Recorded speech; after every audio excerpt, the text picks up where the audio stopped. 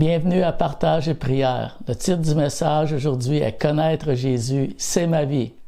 Avez-vous déjà marché dans une forêt une nuit sans lumière?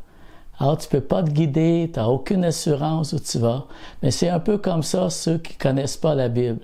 Mais tout n'est pas perdu parce que Dieu nous a donné une sorte de boussole à l'intérieur, à tous les humains, une soif de connaître, une soif d'éternité. Dans le livre « L'éternité dans leur cœur », l'auteur raconte que même chez les peuples primitifs, dans les temps passés jusqu'à maintenant, la connaissance d'un Dieu suprême et bienfaisant, ça étonne tous les anthropologues. Aujourd'hui, nous allons apprendre de l'apôtre Pierre l'importance de connaître Christ et de grandir en lui. Lisons 2 Pierre, chapitre 1, verset 1. Siméon, Pierre, serviteur et apôtre de Jésus-Christ, à ceux qui ont reçu en partage une foi de même prix que la nôtre, par la justice de notre Dieu et Sauveur Jésus-Christ. Verset 2. Que la grâce et la paix vous soient multipliées par la connaissance de Dieu et de Jésus, notre Seigneur. Au verset 1, nous avons l'expression par la justice de notre Dieu et Sauveur Jésus-Christ.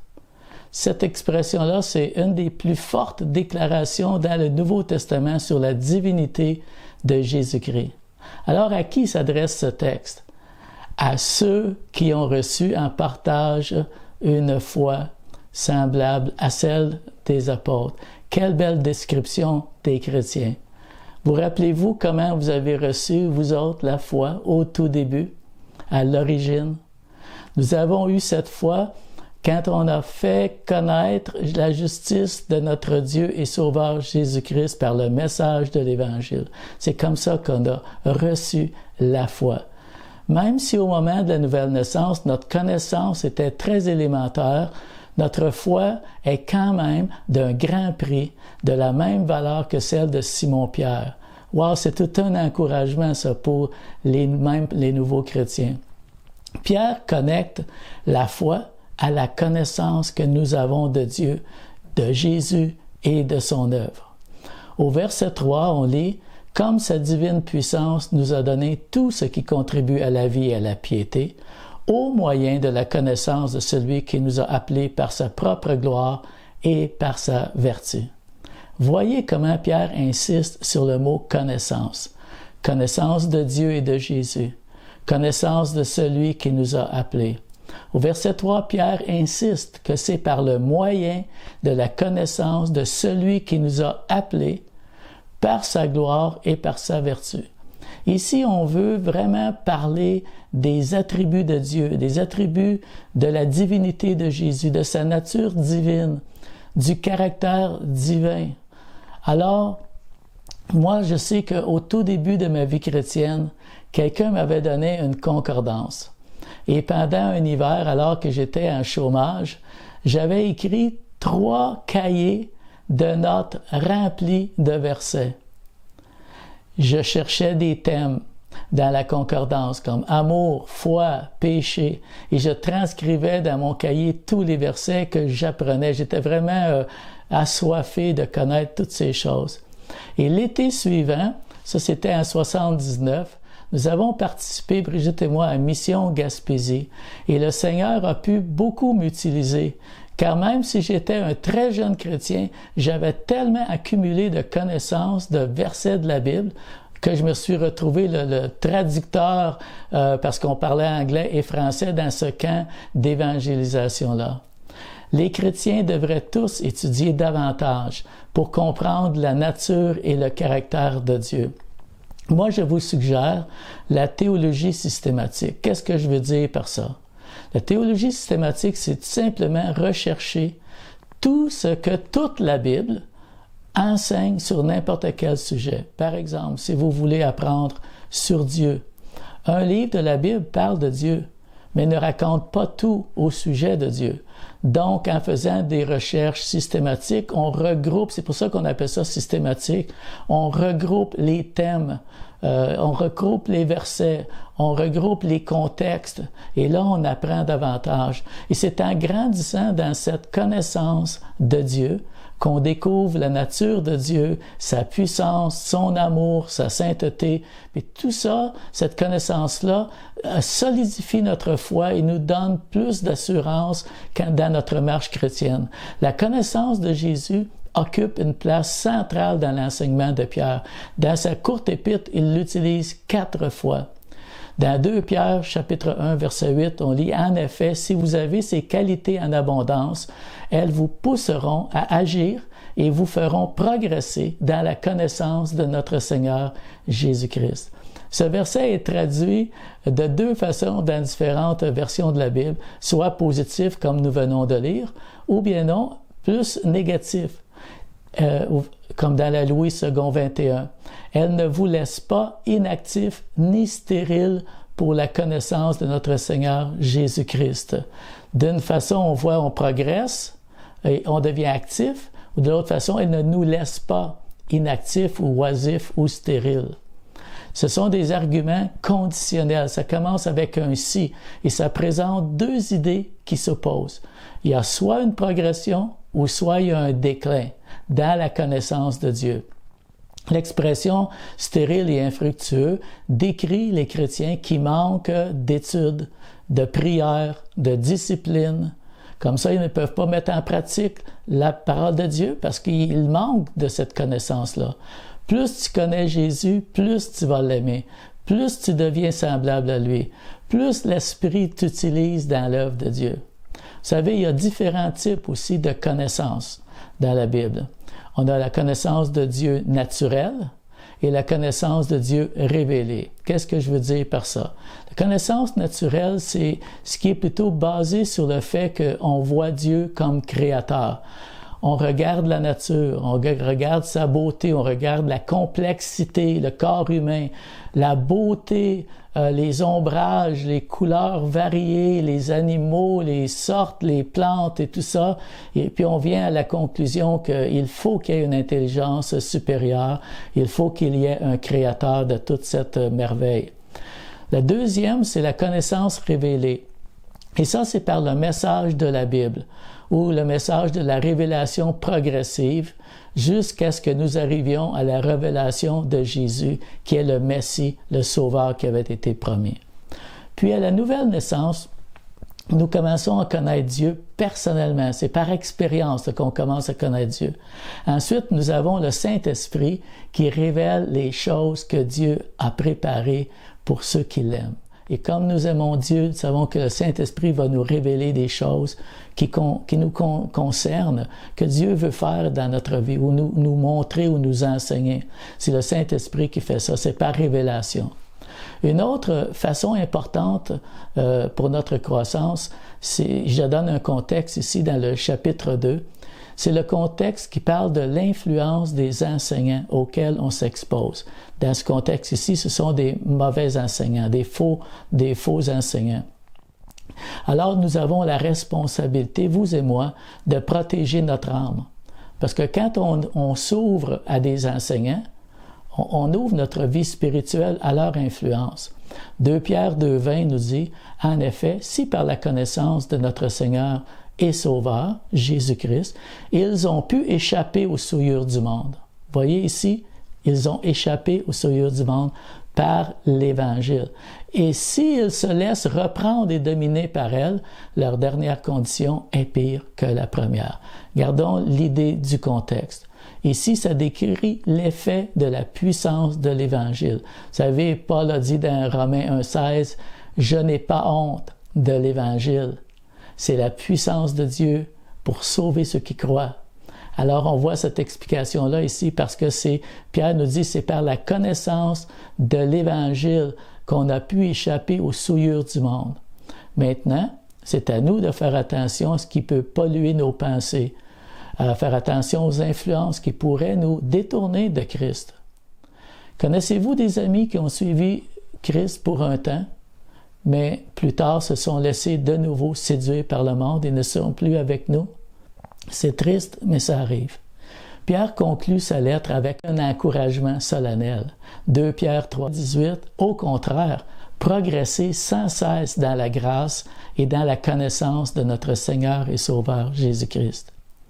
Il doit y avoir ici, selon Pierre, une double croissance. Une croissance dans la grâce et une croissance dans la connaissance. Grandir dans la grâce, c'est qu'en découvrant la surabondance de la grâce qui nous a été donnée, ça va m'aider à aimer Jésus encore plus. Et plus je vais l'aimer, plus je vais lui ressembler. Grandir dans la connaissance, c'est par l'étude diligente et la pratique de ce que j'apprends dans la parole de Dieu. Je vous ai raconté plus tôt comment j'ai commencé ma vie chrétienne en étudiant la parole systémiquement. Mais des années plus tard, ça faisait déjà quelques années que j'étais en Chine, j'avais étudié le chinois d'abord dans le domaine pratique pour me débrouiller, voyager, acheter, parler dans des conversations avec les gens. Mais là, maintenant, le Seigneur me mettait à cœur d'étudier le chinois biblique pour pouvoir enseigner la Bible en chinois. Alors, j'ai débuté. J'ai d'abord appris à utiliser le dictionnaire chinois. Aimeriez-vous ça, que je vous enseigne ça, comment utiliser un dictionnaire chinois? Et ensuite, j'ai commencé à traduire des notes d'études de la Bible, etc. Puis ensuite, j'ai trouvé un livre de théologie en chinois qu'on transportait pour les pasteurs en Chine. Et j'ai recommencé à reviser mes doctrines, parce que là, je suivais ce que le livre enseignait sur les attributs de Dieu. Wow! Je révisais ce que j'avais déjà étudié au tout début de ma vie chrétienne. Mais maintenant, ça faisait plus de 15 ans de vie chrétienne. J'étais maintenant dans un état spirituel plus mature. Donc, toutes ces données-là, les attributs de Dieu, avaient un sens nouveau, plus profond, parce que maintenant, j'avais des années de vie chrétienne passées. Alors, vous savez ce que ça l'a produit en moi? J'ai vécu une redécouverte de mon Dieu. J'ai grandi. Je décris ce temps-là comme ma deuxième nouvelle naissance. Ça a été un temps tellement, tellement béni. Je veux vous exhorter ce soir, vous encourager d'étudier la parole de Dieu assidûment, avec diligence et de façon plus systématique. Ça va vous faire grandir dans la connaissance de Jésus-Christ, votre Seigneur, et vous rendre plus efficace dans les voies de Dieu. Si vous avez besoin d'aide pour vous aider à commencer d'étudier, contactez-moi ou contactez un des pasteurs. Ça va nous faire plaisir de vous aider. Vous savez, parce que par la connaissance de Dieu, tu recevras plus de grâce et de paix. Ça dit, Pierre nous dit qu'ils vont être multipliés. Vous savez, quand vous avez besoin, là, quand vous êtes troublé ou angoissé, inquiet ou oppressé comme les premiers chrétiens dans le temps de l'Empire romain, on a besoin d'avoir la grâce et la paix multipliées. Et ça se fait par la connaissance. Quand on expérimente l'amour de Dieu, on a confiance en lui, on a expérimenté sa fidélité, on a prié, on a expérimenté les réponses aux prières. De plus, ça nous dit, selon Pierre, sa puissance te donnera tout ce qui contribue à ta vie spirituelle. C'est tout ce qu'il te faut dans ta vie pour réussir à plaire à Dieu, à vivre une vie en abondance. Alors maintenant, je laisse les dernières paroles à Pierre, alors qu'il termine en déclarant clairement le but ultime et la raison de notre existence. La fin du verset 18, les dernières paroles de Pierre, « À lui soit la gloire, maintenant et pour l'éternité. Amen. » Aucune autre finale ne pourrait être plus appropriée pour clôturer cet épître. Et c'est pour sa gloire que je vis. Et toi? Et connaître Jésus, c'est ma vie. Est-ce que c'est ta vie aussi? Que Dieu vous bénisse. Bonne semaine.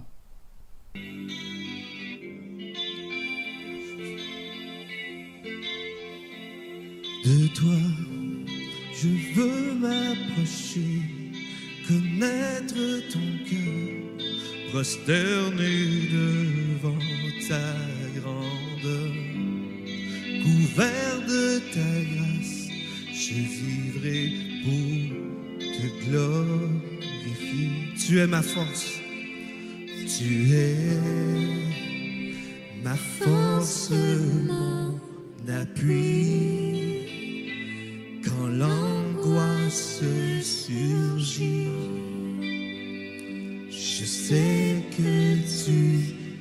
près de moi, tout près de moi, Jésus. En toi, mes craintes s'enfuient, ma foi s'illumine, enfin je perçois ta faveur.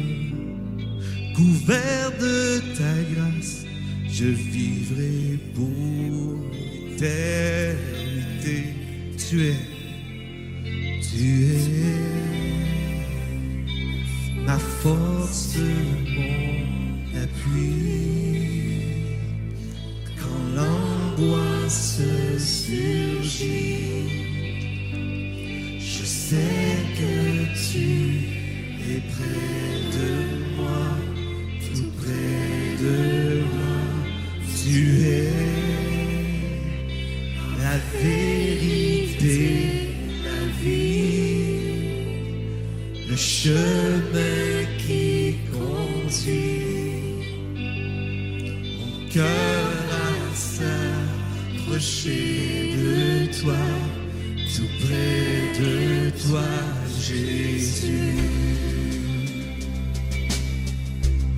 Je veux m'approcher de toi. Je veux m'approcher de toi, tout près de toi, Jésus. Je veux m'approcher de toi. Je veux m'approcher de toi, tout près de toi.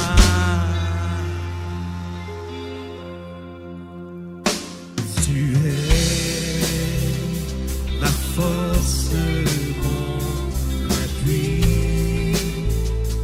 Quand l'angoisse surgit, je sais que tu es près de moi, tout près de moi. Tu es la vérité, la vie, le chemin qui conduit mon cœur à s'approcher de toi, tout près de toi, mon Dieu. Je t'offre tout de moi en réponse à la croix. Que ma vie serve à ta de toute éternité. Louons-le ce matin. C'est comme ça qu'on s'approche. Dieu habite au milieu de nos louanges ce matin. Louez-le, élevez votre voix. Amen. S'il y a une angoisse, s'il y a un souci, faites tomber ça ce matin en déclarant le nom de Jésus dans votre louange. Dites merci Jésus. Je veux te louer ce matin Jésus. Je veux m'approcher de toi ce matin. Il n'y a pas de meilleur endroit que proche de Jésus.